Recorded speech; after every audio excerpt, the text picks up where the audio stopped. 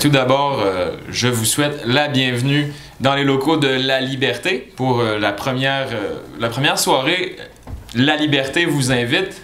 Ce soir, on va parler de santé. C'est dans l'optique où on va faire plusieurs rencontres en vue des élections du 19 avril prochain.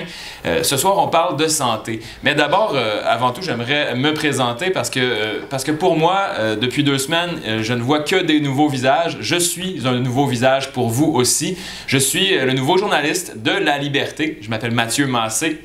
Je suis parachuté du Québec. Depuis 2 semaines, je suis atterri dans la ville de Winnipeg. J'ai reçu un chaleureux accueil de mes collègues, mais aussi de tout le monde. Et je suis très heureux d'être le modérateur pour cette discussion où on va parler de différents enjeux qui sont liés à la santé. Donc, tout d'abord, on va faire un tour de table pour accueillir nos panélistes qui ont gracieusement accepté de venir nous parler de santé. Donc, tout d'abord, Brigitte, excusez-moi, c'est Brigitte Aron-Parent. Arondel. Arondel, pardon. Donc, vous pouvez vous présenter à tour de rôle. Puis, voilà. Alors, bonjour tout le monde. Moi, je suis infirmière. J'ai une formation en France, en sciences infirmières. Et je suis arrivée au Canada en 1984, où j'ai dû passer mon examen national. J'ai travaillé pendant 20 ans dans un centre de soins prolongés.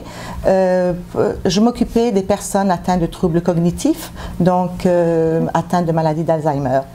Depuis 9 ans, j'ai fait un saut dans les soins à domicile et à présent je suis donc infirmière, soins à domicile. Je suis choyée parce que j'ai un poste bilingue, donc je suis à Saint-Boniface.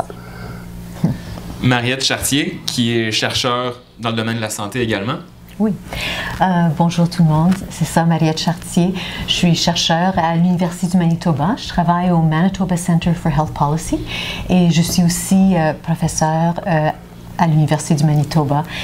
J'ai commencé ma carrière comme infirmière aussi et j'ai aussi un amour des statistiques et des mathématiques et alors j'ai combiné les deux pour faire de la recherche en santé et tout m'intéresse. Alors c'est un plaisir d'être ici ce soir pour discuter de la santé avec vous. Et Monsieur Lécuyer. Oui, mon nom c'est Gérard Lécuyer. Je suis ici, d'après ce que je découvre, parce que il y a des gens ici qui se connaissent dans la santé et moi je m'intéresse à ma santé. Mais comme je suis d'un certain âge assez avancé, je me préoccupe aussi de l'avenir de ma santé et puis je suis toujours prêt à en apprendre du neuf. Parce que je suis retraité depuis un certain temps, je visite assez souvent les hôpitaux, aller voir des gens qui y sont. Alors, c'est un peu ma connaissance de la santé et la mienne. Merci. D'accord, merci à vous trois. J'avais l'intention de commencer cette discussion en parlant des préoccupations qui sont là en santé pour chacun d'entre vous. Mais après en avoir parlé avec vous, on a aussi conclu qu'il y avait beaucoup de positifs dans le domaine de la santé. Malgré tout, l'être humain est souvent porté à critiquer d'abord et à voir le côté positif avant. On va essayer de faire le contraire ce soir. On va faire un autre tour de table et chacun d'entre vous va nous poser un aspect positif qu'il voit de la santé au Manitoba et par la suite, on pourra aller vers les préoccupations, les côtés parfois plus négatifs. Et voilà, donc commençons par Mme Brigitte ici. Oui, alors moi je pense que premièrement au niveau du gouvernement actuel, la priorité numéro 1, c'était avant tout la santé et l'éducation. Là, il faut dire que ce sont des budgets très importants, avec des coûts considérables. Et ça, tout le monde sait que même au niveau national, même au niveau mondial, la santé engendre beaucoup de coûts. Pourquoi? Parce qu'il y a un changement démographique. Il y a la population vieillissante, il y a également beaucoup de maladies chroniques, donc 1 plus 1, ça veut dire que les coûts vont augmenter. Côté positif, moi je trouve que la santé au Manitoba se porte bien. Le gouvernement actuel a réalisé beaucoup de projets de grande envergure. Je ne vais pas tous les énumérer, je vais surtout énumérer ceux avec qui je suis le plus en contact. Alors le premier, c'était bon, évidemment, je travaille avec l'Office régional de la santé, qui est donc un organisme régional, et il y en a un peu partout dans le Manitoba. Ensuite, moi, ce que j'ai trouvé vraiment incroyable, c'est la création des cliniques express. Alors, je ne sais pas si vous êtes familier avec les cliniques express, mais en anglais, ça s'appelle Quick Care Access Center. C'est géré premièrement par des infirmières praticiennes. Donc, ces infirmières vont faire des diagnostics qui vont être mineurs. Elles vont faire également des dépistages, elles vont faire des immunisations. Et je trouve que j'en vois beaucoup de mes clients dans ces cliniques express. Premièrement, parce que cela va diminuer le temps d'attente de chacun. Tout le monde sait que rester pendant 10 heures dans un hôpital pour avoir un petit mot de gorge, c'est pas terrible. C'est d'ailleurs une des préoccupations de beaucoup de gens, voilà, les temps d'attente. Voilà, c'était les préoccupations. Donc, en plus, ça engendre des coûts moins onéreux. C'est sûr qu'une journée à l'hôpital et puis une consultation dans les cliniques express, le coût est beaucoup moins. Maintenant, du point de vue statistique, je ne sais pas si Mariette, tu as des statistiques à ce niveau-là, mais on est obligé de prendre des rendez-vous maintenant parce qu'il y a beaucoup de personnes maintenant qui donc profitent de ce service. D'accord. Et le deuxième, j'ai juste 2 minutes là. Le deuxième, évidemment, c'est le centre de santé. Et on va être très choyés parce que dans 2 mois, nous allons avoir donc le centre d'accès à Saint-Boniface. Il y en a d'ailleurs quelques-uns dans la ville, mais celui-là va être bien spécial parce qu'il va desservir une clientèle francophone. Il y aura tous les programmes donc vont être réunis dans ce centre d'accès. Il y aura les services sociaux, il y aura les centres de soins primaires, il y aura les services à la famille, etc. Alors je trouve que ça a été un projet qui, je pense que cela fait des envieux dans les autres provinces. Et enfin, je ne vais pas m'attarder, mon petit bébé, c'est les soins à domicile. Alors ça, là aussi, ils ont été créés je pense en 1974 et c'est pas parce que je travaille dans les soins à domicile, mais les soins à domicile offrent aux patients et aux clients des soins extraordinaires. Cela permet donc aux personnes de rester chez eux, d'avoir donc des infirmières, d'avoir une équipe multidisciplinaire. Alors ça, c'est un joyau vraiment de la santé au niveau du Manitoba. Merci. De votre côté, Mariette Chartier, est-ce que vous avez d'autres aspects positifs à mentionner de l'aspect du système de santé manitobain? Oui, je dirais que comme Brigitte, elle est praticienne, elle est enseignante, elle est plus terre à terre. J'ai tendance à penser à la santé sur la population au Manitoba. C'est un peu ça ma spécialité. Une étude que j'ai complétée en 2012 était quelque chose que la province nous avait demandé, d'étudier la santé des francophones au Manitoba. Et puis on avait l'impression, parce que la littérature nous disait que en général, les francophones vivant en milieu minoritaire seraient en moins bonne santé que leurs pairs. Et puis, notre étude, heureusement, a trouvé tout au contraire que les francophones au Manitoba sont en excellente santé. Il y a des places où on est peut-être en moins bonne santé, mais en général, on était on parle des franco-manitobains par rapport aux manitobains en général. Exactement. Okay, mais on avait développé une cohorte de franco-manitobains, puis on les avait comparés à une cohorte comparable qui était le même âge, le même sexe, même niveau socio-économique. Et puis, alors, pour moi, c'était une très, très bonne nouvelle de savoir qu'on est quand même en bonne santé. Juste pour clarifier, de quelle année date le rapport dont vous parlez? C'était 2012, okay. Mais c'était basé sur des données de 2009. OK, excellent. Merci. Puis, de votre côté, Monsieur Lécuyer, en tant que citoyen, vous êtes, en fait, on l'est tous, des potentiels patients du système de santé. Mais je vous la pose à vous en tant que citoyen. Est-ce que vous voyez une amélioration à travers le temps ou pas? De quelle manière vous voyez ça un peu? Je ne saurais pas certainement pas du domaine de l'expertise dans le domaine de la santé.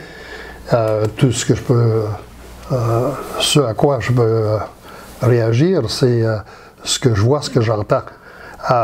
Alors, effectivement, si on regarde dans mon jeune temps, l'accès à une gamme de services dans le domaine de la santé, on dirait presque à mesure que les années ont avancé, on a découvert de nouvelles maladies, de nouveaux besoins à desservir la population.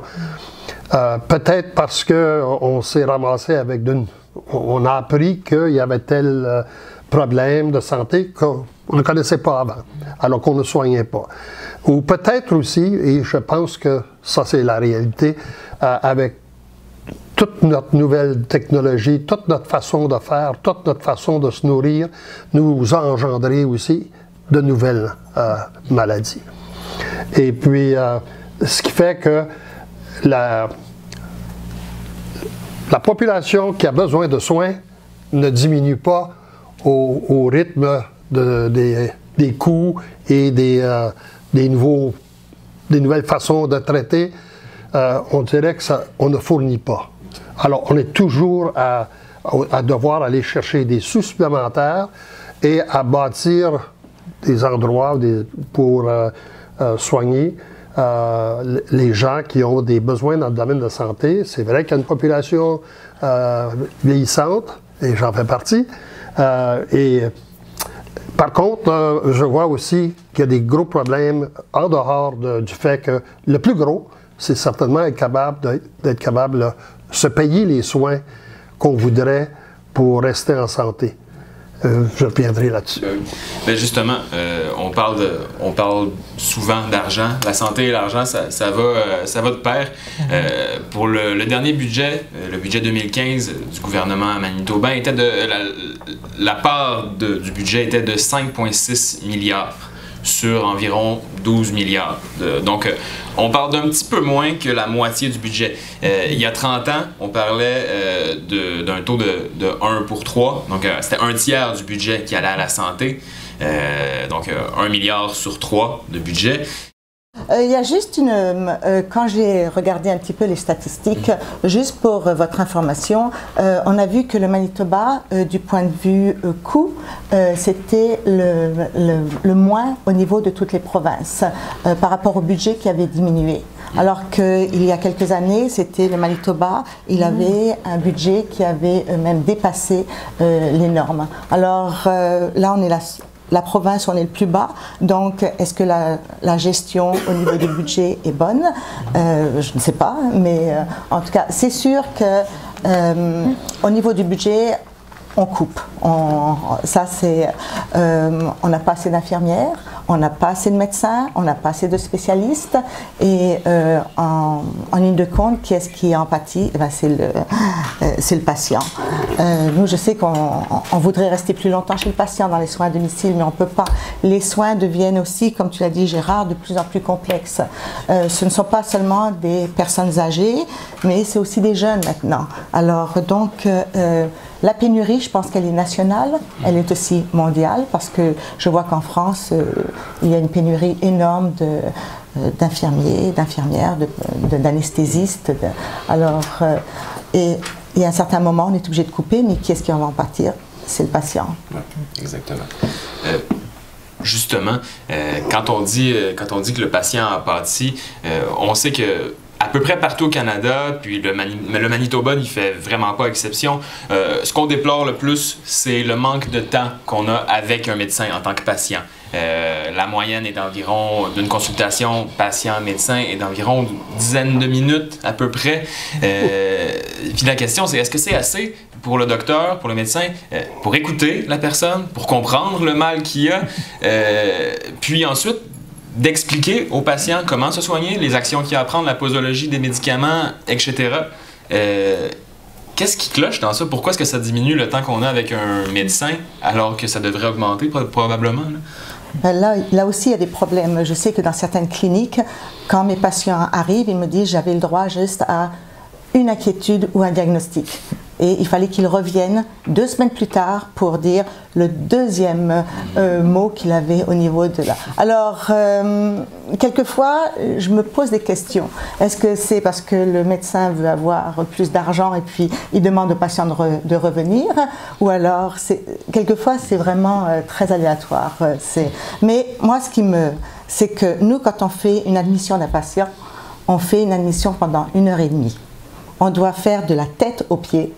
Et ça, c'est dans l'éthique, dans le code déontologique des infirmières. Tandis que quand on va chez un médecin, en 20 minutes, votre physical est fait. Alors, puis, c'est sûr, c'est très, très difficile. La relation entre un médecin et patient, infirmière-patient doit être très différente. Monsieur Lécuyer, de votre côté, de quelle manière vous voyez ça, une consultation, quand vous allez chez le médecin puis qui vous dit « Bon, OK, envoyez que ça finisse, pratiquement. » Bien, c'est clair que moi, je ne suis pas d'accord avec cette approche-là parce que le problème, c'est que on prend des rendez-vous avec 2 fois la clientèle qu'on est prêt à servir, si on veut les accorder seulement que... Laisse faire 10 minutes, je pense que c'est plus 5 minutes. Et puis les bureaux de médecins, quand tu y vas, c'est plein de gens qui attendent quand même assez longtemps parce qu'il y en a toujours 10, 15, 20 qui sont dans les bureaux. Alors si chacun a sur 5 minutes, ça prend du temps quand même. Mais moi, aussi, ce qui est... les médecins envoient toujours ou sont prêts à envoyer leurs clients toujours aller faire des tests quelconques. C'est toi, je ne me souviens pas de la terminologie, des MRI ou toutes sortes de choses comme ça. Et puis, autrefois, ils n'avaient pas accès. Bon, c'est bon qu'on puisse avoir accès à toutes ces nouveaux instruments qui peuvent nous en dire plus long sur la santé actuelle. Mais je me demande s'il n'y a pas des abus de ce côté-là. Pour un rien, on envoie quelqu'un pour aller faire des tests qui sont très coûteux, pour lesquels il faut attendre très longtemps aussi. Et puis, c'est des appareils qui coûtent des sommes exorbitantes. Alors, moi, je pense que le médecin est un peu comme un passage de triage. C'est comme on va au garage, puis tu stationnes ta voiture, puis ton tour viendra. C'est un peu, on dirait, comme ça que ça se passe. Ça se développe de la même façon. C'est un peu dépersonnalisé, si on veut? Oui, de fait même que tu as quelques minutes, c'est tout. Tu te dis, tu as un petit problème, et puis ben, c'est peut-être d'autres choses, mais... Je vous relance un peu sur le sujet, un peu, ça a un lien avec le rapport de Mme Chartier qui s'intéressait beaucoup aux soins en français. De votre côté, en tant que patient, M. Lécuyer, avez-vous l'impression que vous recevez des soins en français qui sont équivalents à ceux reçus en anglais par des clients anglophones? Mais d'abord, je n'ai pas accès à un médecin francophone comme c'est là. Alors, on n'en parle pas. Alors, dans l'hôpital Saint-Boniface, je ne suis pas patient là, je ne l'ai pas été. Un jour, j'en aurai peut-être besoin. Et oui, j'espère que j'aurai des soins dans ma langue, mais je ne suis pas trop en mesure pour m'exprimer sur ce sujet parce que j'y vais surtout pour aller visiter des patients. Alors... Madame Chartier? C'était une question qui préoccupait la population et puis on a pu vérifier dans notre cohorte, on a lié nos données avec les médecins qui disent sur leur site web qu'ils peuvent s'exprimer en français.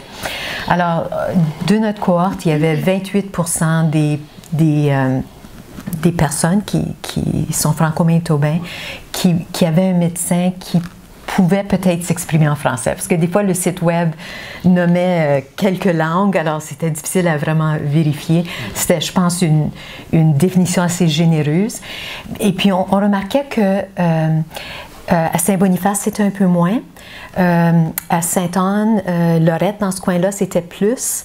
Notre-Dame-de-Lourdes, c'était assez fort. Alors, c'était différent dans chaque région. Mais il y a eu un sondage auprès des Franco-Manitobains il y a quelques années. 61% disaient que c'était très important pour eux d'être servis en français. Comme vous l'avez dit, on est plus confortable, on sent que on est mieux compris, on se sent juste plus à l'aise quand on peut s'exprimer en français, mais que 14% disaient qu'ils avaient un médecin qui parlait français. Alors, il y a un écart seulement. Okay. Puis, ben, ça va un peu avec une question, c'est une question, c'est à savoir s'il y a assez de professionnels de la santé qui s'expriment en français. Parce que justement, ça semble pas être le cas. Et justement, pour un peu introduire ce sujet-là, il y avait quelqu'un qui est dans l'assistance, qui est Mélanie Ferrer, qui avait une histoire un peu à partager avec ça, parce que je pense que elle n'est pas toute seule dans ce bateau-là, si on veut. Son enfant est atteint d'une maladie génétique, puis je pense que ça serait intéressant si Mélanie voulait s'exprimer sur le sujet aussi.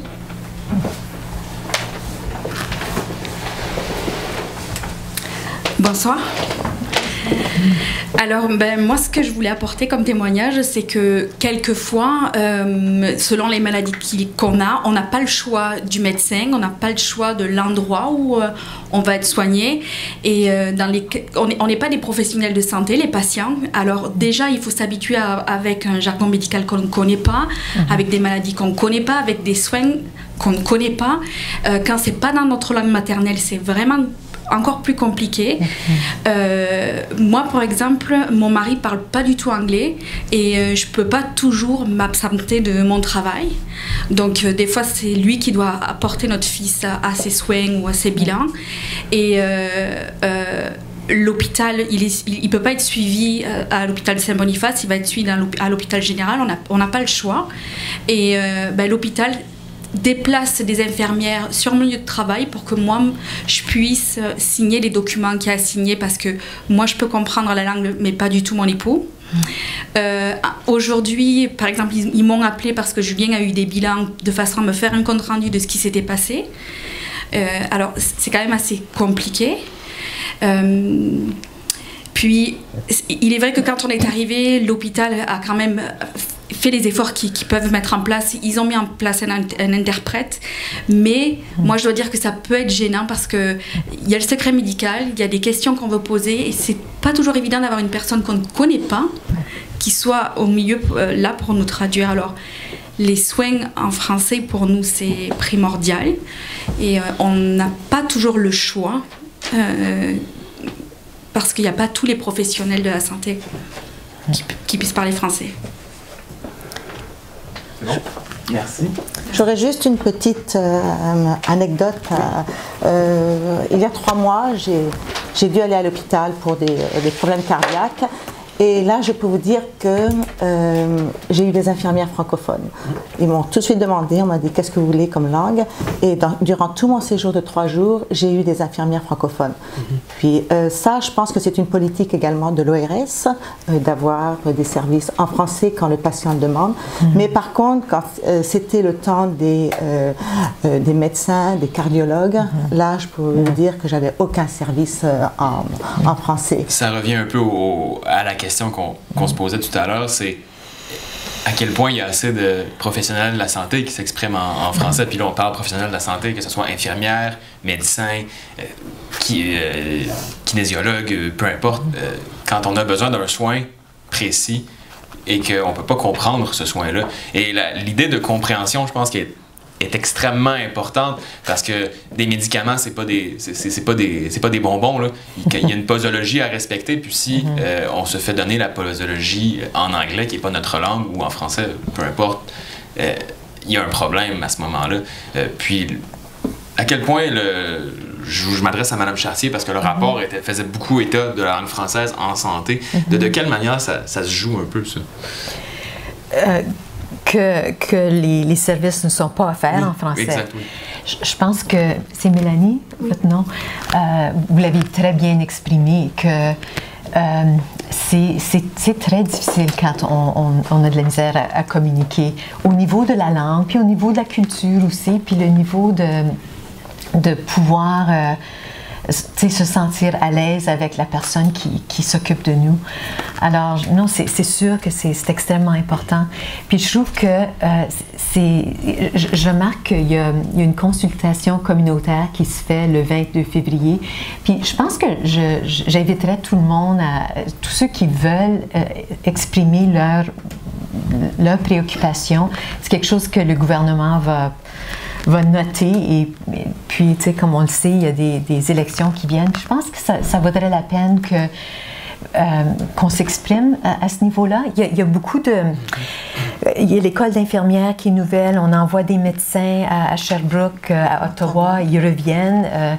Je sais que ma fille est médecin, puis elle est à Sainte-Anne. Puis je trouve que c'est bon d'avoir ça, mais je crois va falloir qu'on continue. Puis, parce que c'est extrêmement important. Oui.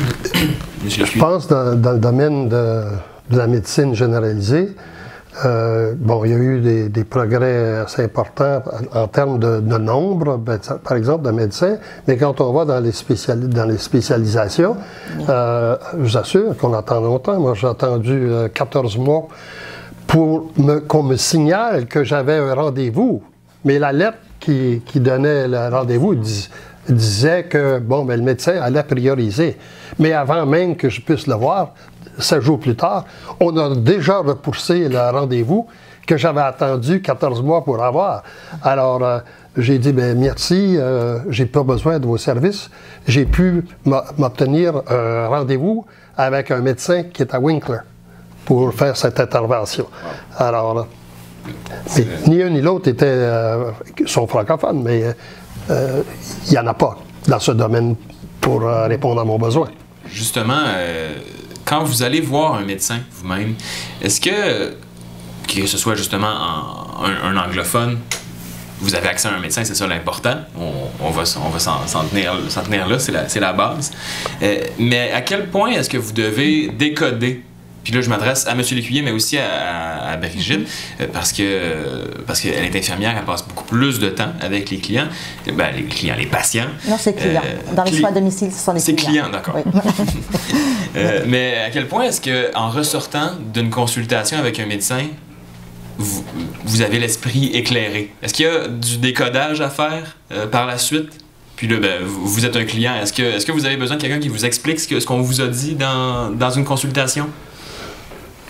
Ben, pas vraiment de difficulté de ce côté-là, mais dans le domaine où il y a des complications qui sont hors d'ordinaire, oui, ça demande, mais généralement, le médecin est capable de nous éclairer quand même sur ces choses. Mettre un peu dans un contexte un peu plus courant, que ce soit moins spécialisé en termes de terminologie, des choses comme ça. Mais c'est l'accès qui est un problème. Hein? De votre côté... Alors moi, de mon côté, bon, comme dans le secteur de Saint-Boniface, on est à peu près 60 infirmières et on est 6 infirmières à être bilingues. Donc ma clientèle, c'est à peu près, je dirais, 5% qui vont me parler en français. Puis justement, la semaine dernière, j'avais une cliente. Elle a de la chance elle ne parle pas du tout l'anglais, donc pour elle, c'est le jargon médical qui est complètement, pour elle, c'est chaque fois qu'elle va chez le médecin, donc elle a un médecin français, donc c'est bien. Puis là, elle est allée chez le pharmacien, puis le pharmacien lui donne, c'était un nouveau pharmacien qui lui donne toute une panoplie de pilules. Tout était marqué en anglais. Alors là, elle me dit, Brigitte, je ne comprends rien de ce que ça veut dire. Ça veut dire twice a day, 3 times a day, PRN, et puis on a notre jargon aussi. Puis elle dit, je ne sais pas quoi prendre. Et elle a changé de pharmacie. Elle est allée dans une autre pharmacie. Le pharmacien parlait français. Il lui a tout écrit en français, la posologie. Alors ça, j'ai dit que c'est une nouvelle pharmacie. Je ne veux pas vous dire le nom parce que c'est... Mais c'est vraiment, j'ai dit, waouh, ça c'est extraordinaire.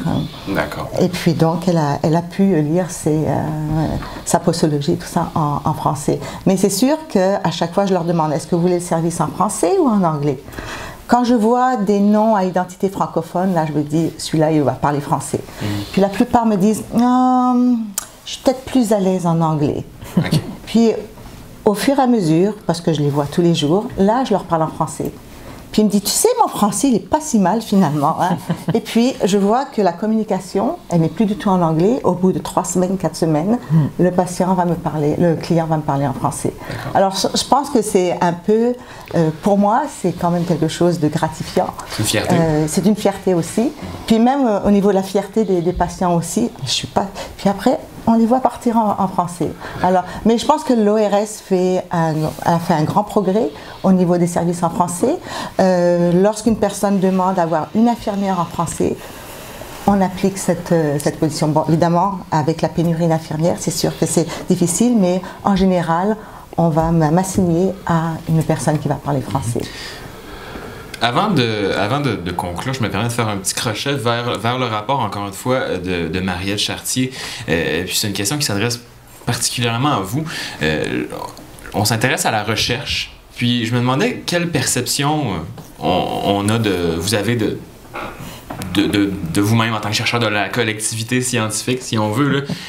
Est-ce que vous vous sentez entendu lorsque vous publiez un rapport comme celui de 2012? On en a déjà parlé, mais je trouvais intéressant la réflexion que vous apportiez sur ça. Je pense que oui, mais je suis extrêmement biaisée. Je veux dire, pour moi, la recherche est tellement importante parce que c'est ça qui fait en sorte qu'on avance, qu'on apprend, qu'on fait mieux les choses. Vous m'avez demandé, pendant qu'on jasait au début, si le rapport avait été écouté. Je sais que j'ai présenté le rapport à la ministre de la Santé, c'est Teresa Oswald dans le temps. Elle a bien écouté, on l'a traduit en français. On voulait s'assurer que la communauté s'en servirait. Je sais que, je crois que ça s'appelle Santé en français, je me mélange tout le temps avec ça, ont utilisé le rapport pour faire leur plan d'action. Ils sont inspirés un peu des données dans le rapport. De façon générale, je crois que la recherche, elle est utile, mais je crois aussi, on en avait parlé, que c'est important que les chercheurs se tiennent au courant de qu'est-ce qui est pertinent aussi, et puis qu'on assiste à des journées comme aujourd'hui pour pouvoir jaser de qu'est-ce qu'on fait, puis aussi d'entendre les enjeux importants pour pouvoir nous inspirer à savoir, bon, c'est quoi les prochaines questions. Alors, je ne sais pas si ça répond un peu. Oui, parce que... Pas sur ce volet-là, c'est bien intéressant, mais moi, j'ai une préoccupation qui est nouvelle dans le domaine de la santé, c'est de voir que tous ces manufacturiers de médicaments sont en train de se joindre ensemble pour faire des encore plus immenses corporations. Mais on a vu sauter des prix de 5 $ à 1 000 $ ou 5 $ à 10 000 $ pour le même médicament. Alors, c'est clair qu'on ne facilite pas la livraison des besoins en médicaments. S'il y a quelque chose, c'est justement, il y a toute une panoplie de gens qui n'ont plus accès aux médicaments parce que c'est des affaires de $1 million par année pour un problème quelconque qu'on pouvait soigner avant avec un centième de ça. Alors ça, c'est très préoccupant. Et puis, dans le fonctionnement des hôpitaux, moi, je trouve qu'il ne se fait pas de rénovation ou de changement comme on aurait droit à s'attendre avec tous les nouveaux appareils, avec tous ces soins qu'ils reçoivent. Ce n'est pas les personnes, je pense, qui font défaut, c'est l'organisation même à l'intérieur des hôpitaux. J'entendais récemment sur un programme en voiture le soir à CBC, on parlait d'une expérimentation qu'on est en train de faire dans certains hôpitaux des États-Unis. Et c'est basé tout sur sur le fonctionnement de l'usine de Toyota. Et on a, jusqu'à maintenant, pas complété entièrement une seule hôpital, mais on a fait certains départements dans des hôpitaux. et les gens se disent mieux servis, des soins de meilleure qualité et de façon plus rapide et de bonne qualité, et les prix sont beaucoup, beaucoup réduits. Okay. Alors, c'est quelque chose qu'on devrait suivre. Ben ça m'amène justement à la conclusion où je voulais arriver un peu, c'est à savoir justement quelles sont les lacunes, vous venez d'en nommer quelques-unes comme ça, quelles sont les lacunes au Manitoba en santé, mais surtout pour ne pas sombrer dans un négativisme, là, savoir qu'est-ce qu'on pourrait améliorer, de quelle manière vous voyez les améliorations qui pourraient être apportées, et aussi, et là je m'adresse à vous trois, mais aussi à l'audience qui est ici, si vous avez des suggestions, des idées. Par exemple, s'il y a un système de santé dans le monde qui vous fait rêver, si on veut, je vous invite aussi à lever la main, je vais venir pour vous porter le micro. Ce serait intéressant d'entendre aussi les gens qui sont présents. Mais je m'adresse d'abord à vous. De quelle manière, si on fait un dernier tour de table en disant de quelle manière vous verriez des améliorations possibles? Ben moi, la première amélioration, c'est la prévention. La prévention joue un grand rôle au niveau du système de la santé. Je sais qu'au niveau du gouvernement, on fait beaucoup d'applications dans le tabagisme, etc. Alors moi, je pense que la prévention, c'est d'abord le numéro 1, mais on n'a pas le temps. Je sais que moi, dans mon niveau, j'aimerais tant faire des exercices avec mes clients, j'aimerais leur parler de diète, j'aimerais leur parler, on n'a pas le temps. Et j'avais demandé à ma coordinatrice, voir si je pouvais faire un service d'exercice pour des personnes qui souffrent de maladies chroniques obstructives, etc. On m'a dit non, c'est pas dans ton domaine. J'ai dit mais mon domaine au niveau de la déontologie et de l'éthique, c'est quoi? C'est la prévention. Si on avait déjà un pas de fait dans la prévention, peut-être qu'on diminuerait aussi les maladies chroniques. Alors donc, pour moi, c'est la prévention au niveau des maladies.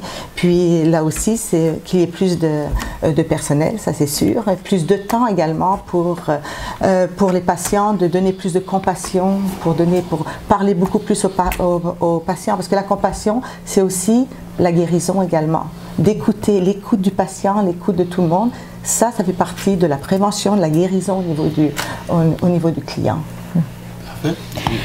Je vais pas répéter ce que Brigitte dit, mais je dirais c'est la première chose, c'est la prévention, parce que notre système de santé peut faire tant pour notre santé, et puis actuellement, ce qui affecte plus notre santé, c'est pas vraiment le système de santé, c'est notre niveau d'éducation, c'est comment qu'on vit notre vie, c'est l'air qu'on respire, c'est notre niveau socio-économique. Alors, des fois, quand j'entends parler qu'on devrait mettre plus de ressources, plus que 40% de notre budget dans le système de santé, ça me fait un petit peu peur parce que je sais qu'on a besoin des bonnes écoles, on a besoin des chemins qui sont bons, tout ça, là, c'est très important aussi.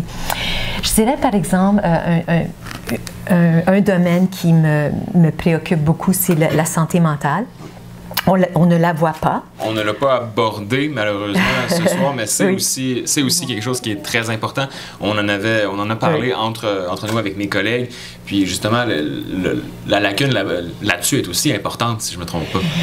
Parce que de notre budget, j'ai pas les chiffres en avant de moi, mais on dépense très peu sur des services de santé mentale, et puis encore moins chez les jeunes.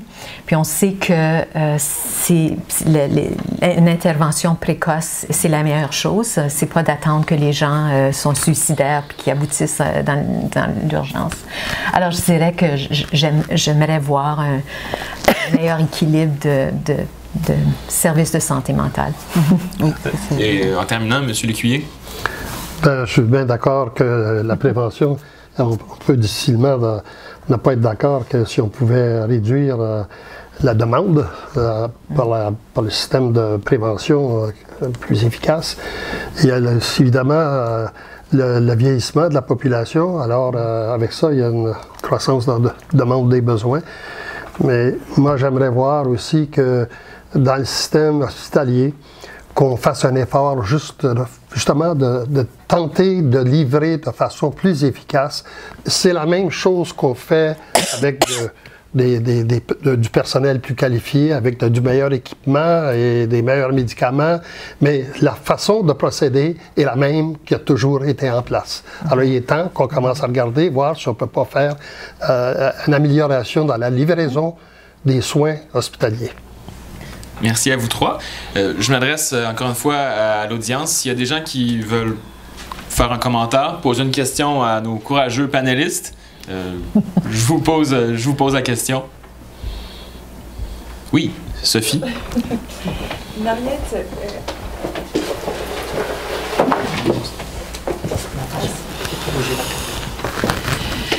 je pense que la question va s'adresser à Mariette, mais peut-être à vous deux, Mariette et Brigitte.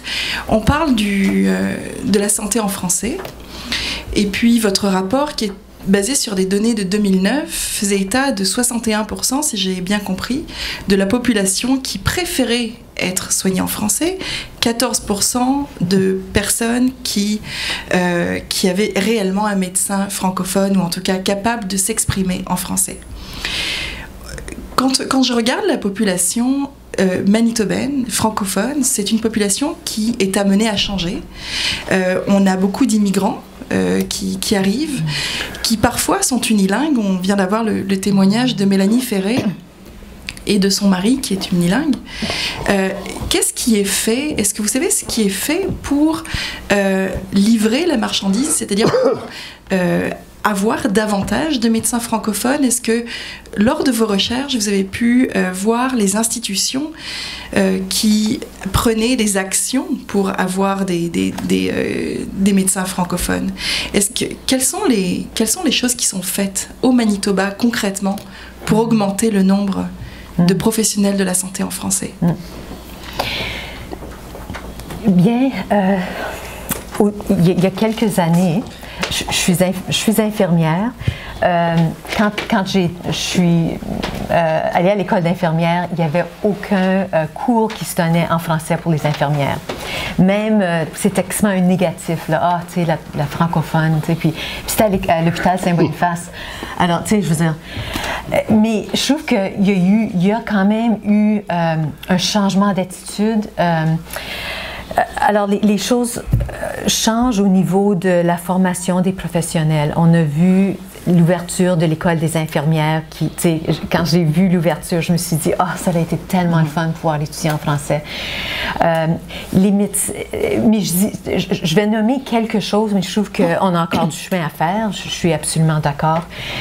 Je sais qu'il y a maintenant plus d'efforts d'avoir des médecins qui s'instruisent en français. On ne peut pas le faire au Manitoba parce que c'est trop petit, c'est très difficile de former des médecins. Alors, on le fait à Ottawa et on le fait à Sherbrooke. Et en général, les jeunes reviennent pour pratiquer dans leur province. Mais Brigitte va pouvoir parler de ça un peu parce qu'elle fait partie de l'Université de Saint-Boniface, et puis je sais qu'il y a les aides infirmiers aussi, ou non, les aides... Les aides infirmières, okay. Oui, les aides premièrement, au niveau du personnel infirmière, donc au niveau des soins primaires, le gouvernement établit un système de rétention pour garder le personnel. Alors, ce système de rétention, ce sont des primes que l'on va donner aux personnes francophones ou francophiles, je ne suis pas sûre si c'est francophile, mais francophone pour rester justement dans le Manitoba. La durée, je pense que c'est 2 ans ou 3 ans. Et également, on fait ce système dans les communautés rurales parce que c'est là où il y a un manque d'effectifs dans les communautés rurales. Je pense que pour les médecins également, ils font des systèmes de rétention monétaire pour justement pouvoir garder les personnes spécialisées dans le domaine de la santé. Moi, j'enseigne également les aides en soins de santé à l'université. Cette année, je ne peux pas enseigner parce que j'ai un manque d'effectifs. J'avais 2 étudiantes. On a besoin d'aide en soins de santé. Les aides en soins de santé, ce sont des personnes qui vont s'occuper des activités de la vie quotidienne de chaque patient, de chaque client, donc de son environnement, etc. Donc, on a besoin de ces personnes pour justement prodiguer Et cette année, j'en ai pas eu. On a augmenté les critères d'admission. Pourquoi? Parce que ces aides en soins de santé, lorsqu'elles arrivaient en stage, elles faillissaient leur stage parce que la langue, malheureusement, dans tous les établissements de santé, était en anglais. Alors donc, c'est pour ça qu'on a été obligé d'augmenter donc les critères au niveau de l'admission. J'ai retrouvé des aides en soins de santé dernièrement. Puis là, je les voyais, puis je dis, mais pourquoi vous parlez en anglais à vos patients qui sont francophones? Oh, madame, c'est plus facile. Alors là, je les ai un peu sermonnés en disant, vous avez une personne qui est francophone et vous allez lui parler en anglais, donc vous n'encouragez pas la personne à parler en français. Un peu comme vous l'avez mentionné tantôt. Comme je l'ai. Mais on a l'impression que pour ces personnes immigrantes, ben, je pense que maintenant, ça va être l'anglais qui va être plus facile que le français. Et ce sont des... c'est malheureux parce que, et je vois également quand je suis allée dans un foyer à identité francophone, et malheureusement, pénurie de personnel, et tous les patients, les résidents étaient francophones, et il y avait beaucoup d'anglais qui se passait parce que c'était des différentes ethnies et donc la langue, évidemment, c'était en anglais. Alors, même de ce côté-là, chez les personnes âgées, je vois qu'il y a une diminution au niveau des services en français. Donc, on sombre un peu dans la facilité. Exactement. Ouais. C'est beaucoup plus facile. Et puis, le personnel qui est engagé, ce sont des personnes qui viennent des Philippines, qui ne parlent pas français, donc la langue va être... Alors, qui est-ce qui en pâtit en dernier ressort? Eh bien, c'est le résident, c'est le patient et c'est le client. Est-ce qu'on ne peut pas trouver des stages en français? Les stages, oui, sont faits à l'Action Marguerite, mais le personnel est anglophone. Donc, les précepteurs sont anglophones la plupart du temps. Alors, donc, la langue va se faire entre l'aide en soins de santé. On essaye de trouver des précepteurs en français, mais la plupart du temps, c'est en anglais. Alors, ça, il y a... Donc, si je comprends bien, la personne qui est en train de prendre des cours pour aide infirmière échoue, pas à cause de ses compétences de soins, mais à cause de ses compétences langagières. Oui, exactement, oui. Enfin, il y en a quand même, sur une statistique, ils n'échouent pas, mais en ligne de compte, on ne va pas les embaucher parce qu'ils réussissent leur stage, le précepteur est frustré, la préceptrice est frustrée. Après, ça va aller donc au programme manager qui va dire elle ne comprend pas ce qu'on dit et tout ça, donc elle ne sera pas acceptée dans les foyers. Elle aura son stage, mais elle n'aura pas de travail. Voilà. Eh bien, c'est des grosses préoccupations quand même en terminant cette discussion-là. S'il n'y a pas d'autres commentaires de l'assistance ou questions, c'est ce qui va terminer cette discussion. Je tiens à remercier nos trois panélistes. D'abord Gérard Lécuyer, Mariette Chartier et Brigitte Arondel-Parent qui ont gentiment accepté de se prêter à l'expérience et je crois qu'il en est sorti beaucoup de positifs. Oui. Des préoccupations un peu négatives, évidemment. Tout peut pas être rose, mais malgré tout, ça amène beaucoup de discussions et je pense que c'est l'idée pour laquelle nous étions présents ici, discuter et amener des idées. Donc, c'est vraiment ce qui met fin à ça. C'était les soirées La Liberté vous invite. Il y aura 4 autres soirées où on vous invite. On va parler d'autres sujets, d'économie, d'environnement, d'éducation, de culture. Il y aura plusieurs sujets, il y en a 4 autres. La prochaine, c'est lundi le 8 février. On vous invite, tout le monde, à être présent ce soir-là. Donc, vous également, évidemment. Et on vous remercie beaucoup d'avoir été présent, tout le monde. Et j'espère vous revoir très bientôt. Merci.